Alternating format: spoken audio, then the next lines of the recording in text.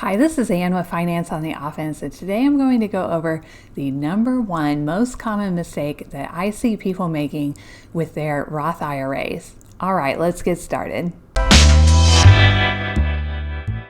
I'm a member of a ton of personal finance and financial independence Facebook groups, and in those groups are a lot of beginner investors, and that is great to see. It's awesome that people are wanting to take steps to get to financial freedom. But the number one most common problem I see in these Facebook groups are people realizing that they've been putting money into their Roth IRA for years and years without investing it at all. They read that they're supposed to open a Roth IRA, so they go and do that. And a Roth IRA is just an account. So that is a really great thing. They've opened their IRA, they've done their first step. And they also know that they should put money into this Roth IRA.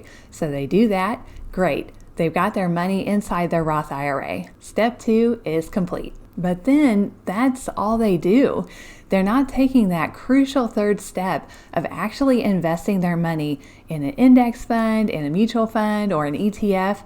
They're not taking that step. So their money is just sitting in this Roth IRA account, which is basically like a savings account, and it gets a very, very low return. So the thing I see so many people missing is that once their money's in their Roth IRA, that's not enough. They have to take that next step and actually buy investments with their money. Now, I really like 3 investments personally, but I am not a finance coach or anything like that, and everything in this video is just for entertainment purposes only. So I wanted to just get that out of the way. But my top 3 are VTSAX.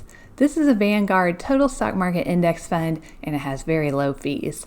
Next up is FSKAX. This is Fidelity's Total Stock Market Index Fund, and it also has very low fees. And then finally is SWTSX, and this is Schwab's version of a total stock market index fund with very low fees. And if you want to learn more about index funds and how they work, I actually have another video, and that'll be right up here at the top of your screen above. So if you have your Roth IRA account with one of these investment firms like Schwab, Fidelity, or Vanguard, those are 3 options for you to invest in. Now, there are a ton of other index funds out there, some really great, and some index funds actually have high fees, so be sure to check out those fees and make sure you're not kind of getting ripped off. Just being an index fund doesn't mean that the fees are low. It means that it follows an entire index. These are total stock market index funds that I talked about in this video, but there are also, technology index funds. There are S&P 500 index funds. So do your research and find out which fund works the best for you. But please invest in something.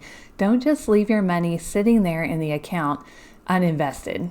Alright, if you like this video and you want to see more videos like this, just click the subscribe button and the little bell next to it, and you'll be notified every time a new video comes out.